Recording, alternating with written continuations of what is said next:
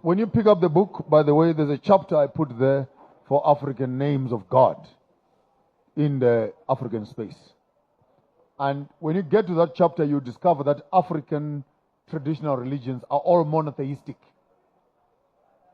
Unkulunkulu, Umvelinqangi, Mudimo, Ramasedi, Mngari, Gainyame, Onkopon, all those names. They don't talk of a plural God. In this video, I want to shock you by bringing you historic proof to show you that what is actually called African spirituality and what is actually deemed as the gods of Africans before Christianity came is not really the gods of Africans, but it was actually adopted from the Middle East. Well, whether people will say, okay, the Middle East should have been part of Africa, but what people begin to divide it, like what Joshua Maponga says, I disagree to say, well, it could have been a part of Africa, that's fine. But however, if you look into the philology as well as linguistics, us Africans were more inclined to what is actually known as the Asiatic Africans, the Hamites and stuff. So the people who are in the Middle East were called the Shemites. So these are people who come from different ancestry. So then it means even the cultures should have been different in that manner. So let's get deeper into this. So what Africans worship is not really the gods of Africa. What people are calling okay, let's cast away Christianity. We don't want anything to do with the Bible. We don't want anything to do with Christianity. The worship of Jesus, the worship of God, the Yahweh of the Bible is not true to our being. Let's go back to worship the gods we used to worship before. It's not true. These gods were actually borrowed.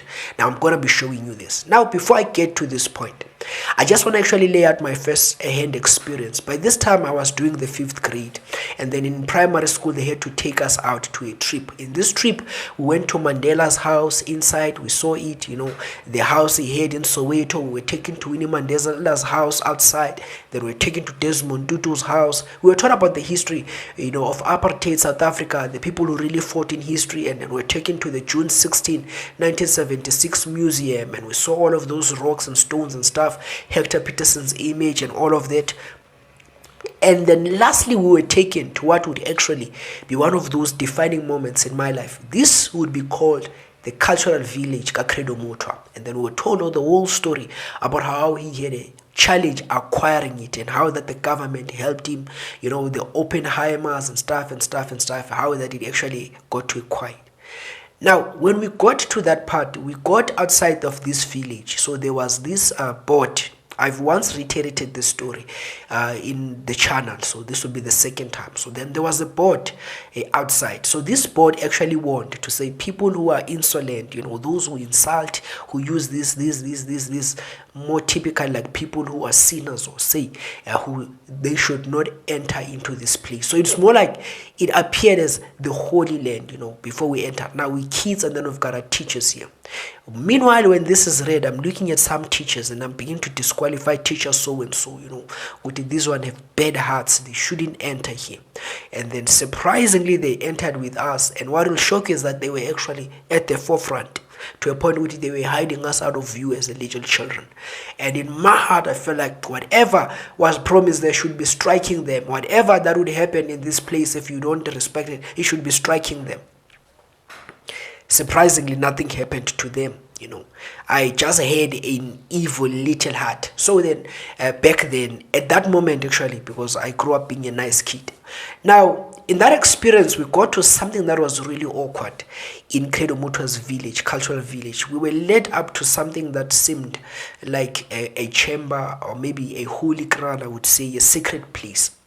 In this, there were 3 big, huge statues. These statues, the first one was said, this is Umvelinqangi. And then they were explaining to us that these were the gods of the Africans before Christianity came.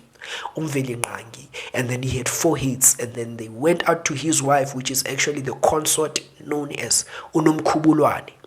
Then from then on, there was a little one, which is said, Umhambi, this is the child. So they began to explain to us, to say the mother and child, the triune person's worship in Africa was there before Christianity would actually introduce its own triune worship. And then that shocked me. A lot of you have been listening to me would understand at the age of 12 I began to read the Bible. So this actually set so bear it with me, because this was that time when I started reading the Bible. And then when I went home, okay, it was really horrific. Unomkhubulwane's private part, her private part was on her leg. This was traumatizing for us children. They just had private parts in places that were awkward. It was nasty. Then when we got home, I remember reiterating the story to my mother, the entire experience and everything. It took my mother a while to encourage me to get back to the Bible, to read the Bible, and that I find my own truth.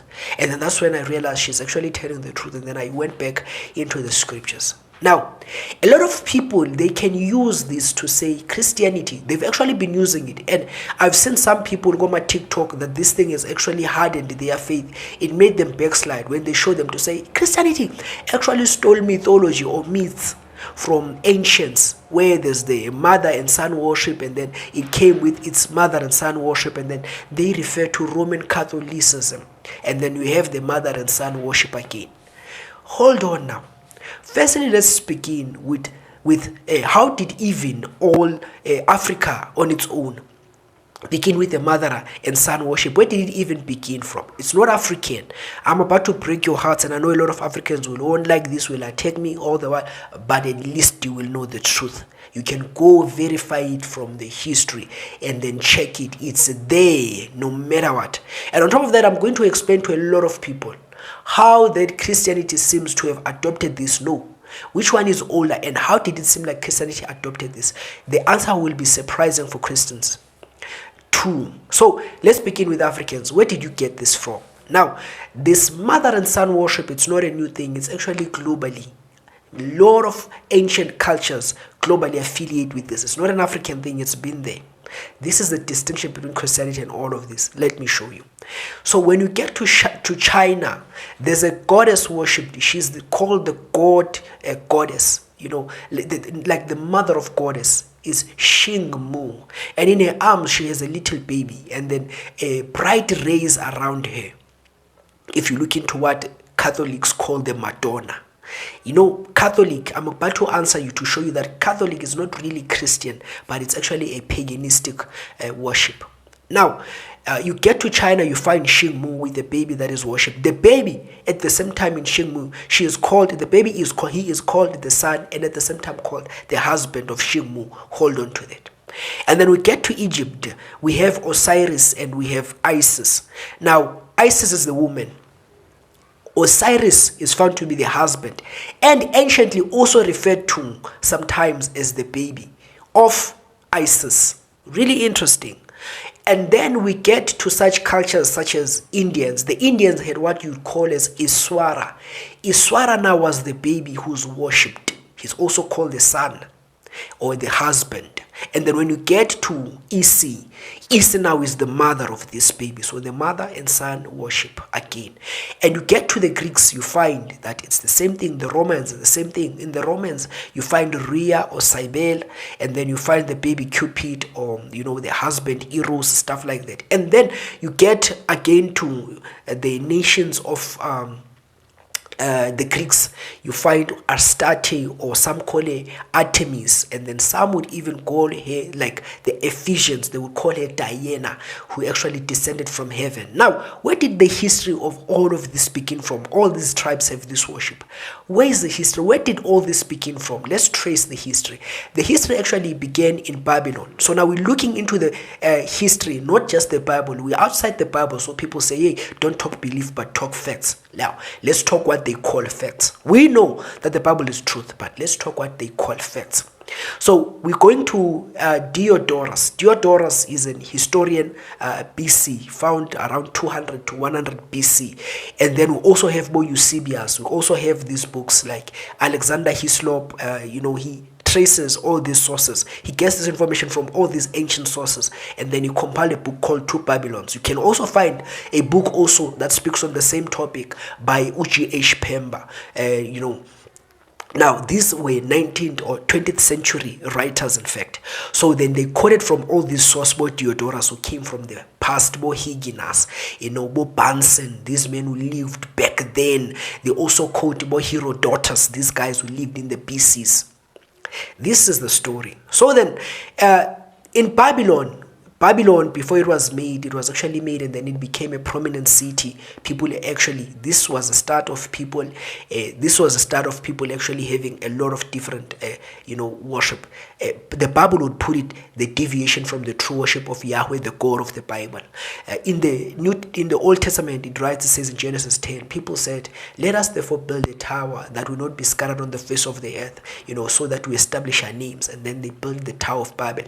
Now the word Babel, it actually has a dual meaning. In the Hebrew, it means confusion, while in the Chaldean language, it means the gate to the gods. So which means they said, let's build a gate to the gods. This is actually the first defiling of worship. I will explain this heavily on my Bible study that I've been doing when we get to the 10th chapter. We're still on the 4th chapter now. So when we get there, we'll explain more about Babylon and the people involved, Nimrod and all of the nations, black people, Europeans, all of the stuff. So when they built Babylon, then the languages were confounded by God. God scattered them on the face of the earth.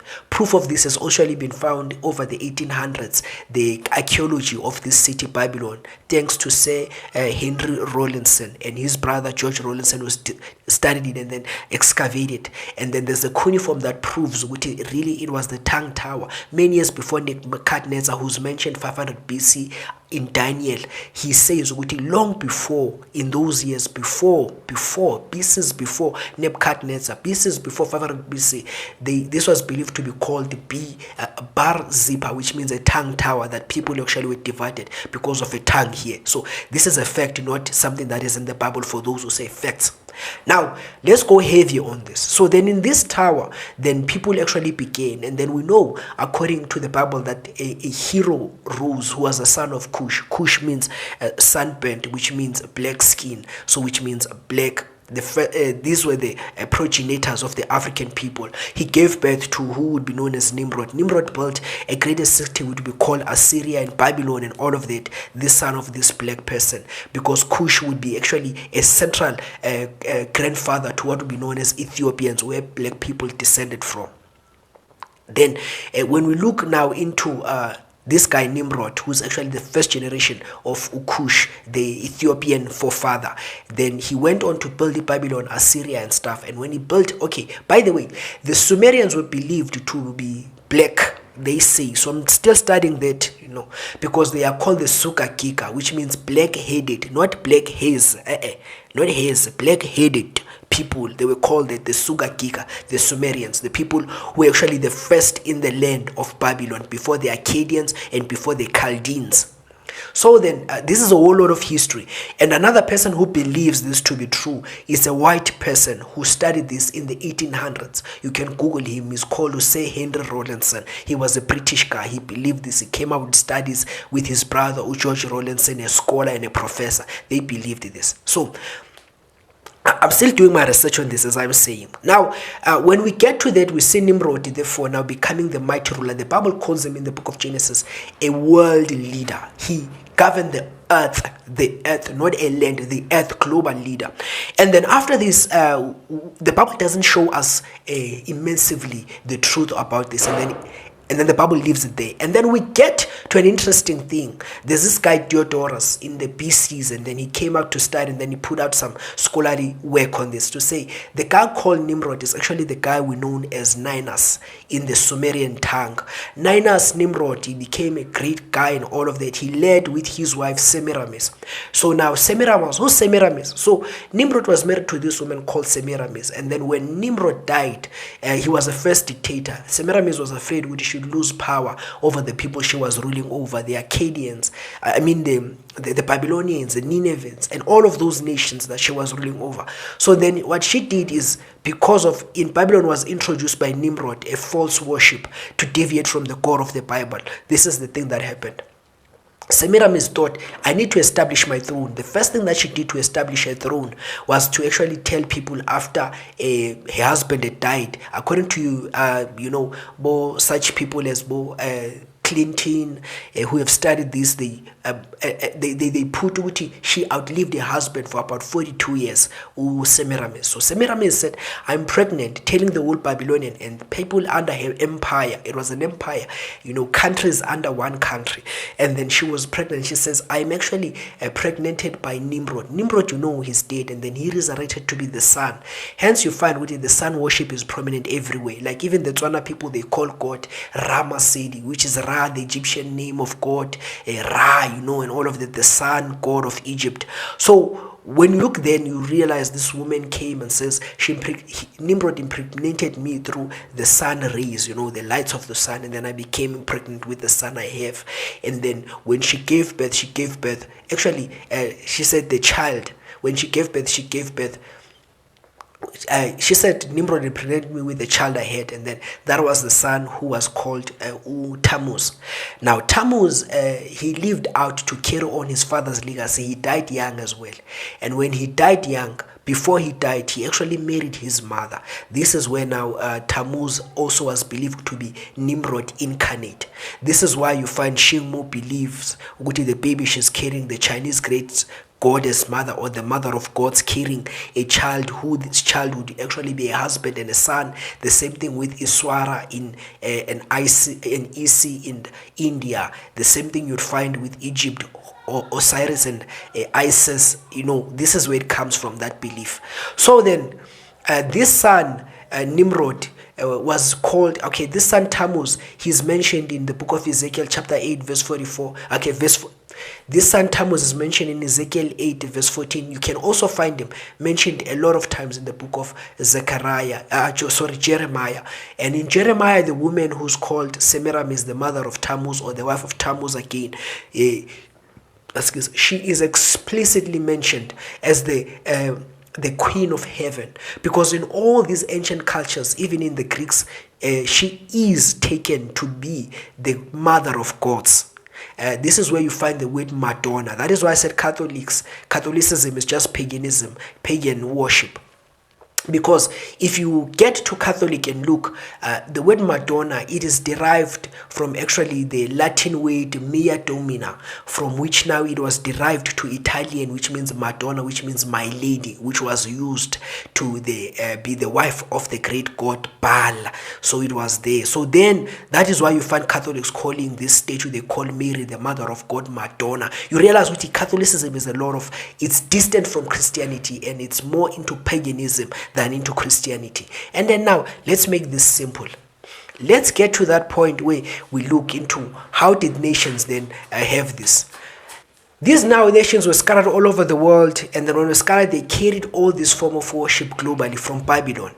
In Babylon, the Sumerians called this woman Inanna, and then these were Sumerians, and then in the land of Babylon. And then Babylonians, the Akkadians and the Chaldees would come later. They would call it Ishtar. This is what now we call the Easter. Now we're looking into the Good Friday, this coming Friday. This is where now Rome, how did Rome therefore say, there's the father and mother worship? This is why you see Christianity that is deviant. It's different from all this worship, because all this worship have a mother and son worship, while Christianity has a triune God, which is actually no mother at all. God the Father, God the Son, God the Holy Spirit. So you see there's a provision somewhere. So Christianity is the only one that is different from all of these in that, but I'm going to show you more. So when we get now to this time of Rome, how did Rome adopt the mother and son worship? Rome was pagan. Constantine was the first person, the emperor, to be converted, and then he didn't convert Rome, but he encouraged Christianity and then took people who were Christians to positions of power. When he died, we know a lot of people say, no, the Council of Nicaea was dead. It's people who haven't studied history so well. And when we get now to 380, this was another emperor in Rome who was called Theodosius. He had a bishop by the name of Gratian. You can go Google it. Gratian in 380 AD, this was way after the first century church, because the first century church, Peter, they were in 180 there, and then these ones come now in 380. So in 380 and 80, they made Theodosius made Christianity the official religion of Rome. And we know this, then about 100 centuries later, there would be born another one who's called Justinian. Justinian would be an emperor, and then he would have what is called forced conversions. So Christianity, Peter left it, and the New Testament and the early church fathers, they left it while Christianity was a worship in homes. People used to gather in their houses. This is what Christianity was about, fellowship. Looking into Acts chapter 4, looking into Acts chapter 2, looking into just the Bible, even the churches that Paul wrote to, they were in houses, the church in Thessalonians, the church in Colossians, the church in Philemon's house, and all of that. So during this time of Justinian, the emperor of Rome, when it was forced conversion, he said everyone should convert to Christianity. Rome was more influenced by Babylonian system of worship. It took the gods of Babylon and made it its own. There's an entire history around it. So when it did this, therefore, we find there was the temples that were dedicated to the gods. So Justinian said now, converted them forcefully to make them temples. And then he banned house worship. People would no longer gather in the houses. Then they would go to temples. This would be the first introduction to what would be called the churches. Now the churches and then the cathedrals, worship and all of that. So where we have this structure of churches we have today, this is where it began. And at that time he converted the priests of gods to become pastors. You can just look at that. Now you realize already people didn't really welcome this Christianity so nicely, to a point where they had to incorporate the systems they used to do in their God's worship. Now, an example of that is that Rome worshipped Easter. So in Easter, this was a time during when the Jews would worship the Passover born, and they would actually have Easter. Easter was an egg, a bunny on an egg, and then they would be worshiping the goddess of fertility, which is this same woman I'm telling you about: Semiramis, Inanna, Rhea, Cybele, Artemis, Astarte. This is the same woman. Iswara, Isis of the Egyptian, all of it. This is the same woman that is worshipped here in South Africa as Unomkhubulwane by the Swati people, as well as the Zulu tribe, when they take virgins to the rite ceremony which happens in September for fertility. Same woman, the same woman that was painted there in the figures of rocks by Credo Mutua in the cultural village. Same woman. I'm not against the virginity celebration. The Bible is for purity, and I'm not against celebration of culture. When culture comes, hey, we should pull those bits to say I'm Zulu, I'm Xhosa, and all of that. God loves that. I saw it in the book of Revelation. That is a topic for another day, but I believe I'll cover it in the Bible study as time goes by. But I'm against tradition, not culture, but tradition. How we were, nope. But tradition is a problem, the system of worship. So then it's when virgins are dedicated to Nomkhulane, that's the problem. And then we have it again in Nwala, which is after December in Swaziland, just after the solstice, the winter solstice, the first full moon, where they are worshipping Nomkhulane, the Swati people. So then you realize this culture's got this thing from there. So the Romans, what they did is they didn't want to let go of this woman Easter. They didn't want to let go, like us Africans. We don't want to let go of this old worship. Now, what they did is they said, okay, let's incorporate it into Christianity. Instead of worshipping Passover, we'll worship Easter. Now, why did they worship her with bunny and eggs? It is because of she was believed when she was born, she came in with an egg from heaven. It landed. There's a story of that in Ephesians where Diana, a meteor, actually landed, and then there was a soothsayer that prophesied and said, this is a goddess. There's a goddess actually called Diana. If you take her, and then you will win wars. There was a war that the Ephesians were going through, and then when they took that stone and began to celebrate this woman, they won. And then after that, Diana was known as a great goddess of the Ephesians who landed from heaven because of this meteor that came from the sky. So they believed Romans before this Diana of the Romans, because they took it from before this Diana of the Greeks, because they took it from Babylon. No, this woman actually, she's a great mother of gods, and then they said we will incorporate it into Christianity. Now this came and they said, aha, we have Mary. So for us Christians, this is where we differ with the Romans, because Romans have what they call the Theotokos, where they worship this woman Mary. But now we know that Mary was just an ordinary woman, an ordinary human. She was just a vessel that was used by God. But the Romans therefore said, we will call her our Madonna, which is my lady, the worship consonant of Baal. or consonant of Ninus for the Sumerians. And then this is where they worship Mary, Hail Mary, Mother of God. And then you'd be like, okay, but this was the Trinity. Then how did Christianity get the Trinity? I'm closing now because it's been overdue. The video is long. Okay, let me close with this. Christianity, before all these religions, remember, Oguchi, if we look into Babylon and Semiramis, that must have been Genesis 10. Before Genesis 10, there's Genesis 1, 2, and 3. In Genesis 1, 2, and 3, we know Oguchi, we have Adam and Eve. When they had sinned, God brought out a prophecy and he said, the woman, after this sin, will bear out a seed. He will actually break the yoke from Satan, defeat the serpent. So, after the promise that Adam had with his wife would be the one to break, Adam actually gave the woman a prophetic name, Hava. In the Hebrew, it means life giver. So then, all religions back then that were formed in Genesis 10, in Babylon, and all of that, they took from the story of the first parents. And then they said, okay, woman be a life giver. And then a woman is promised to bring a messianic savior. The messianic savior goes long before Babylon, because the Bible calls which Enoch lived in the 7th generation from Adam, which is way earlier. So then we see the prophecy that the Messiah will come from heaven with angels and saints, which is called the myriad, according to the book of Jude, verse 14. When we look into this, we see which then, if we will have command over angels and humans, then this man will be God and man at the same time. So Enoch saw that. So then all these religions therefore took that to believe the seed that will come from a woman one day will be both God and man. Hence now it was easy to convince all the Babylonians to say, hey, I've been impregnated by Nimrod, and it was the first of its kind. And people were like, oh, we have been waiting for that God king, God man who's going to be king and rule over man. And then this again has been also written in the stars. God created the stars before he created men. And in the book of Psalm 147, God says, I have named each star. So we see all the stars on earth, they actually have their names derived from the same source. For a good example, we have what we call in the stars a one that is called Virgo. In Virgo, it's actually a virgin. In the Hebrew tongue, it is called a Bethula, which means a woman that has not known a man yet. And then she has in her right hand what is called a branch, which is called Semek, where it says in the book of Isaiah 11 that of the branch of David. So we see a seed promised through a virgin birth, again through the stars.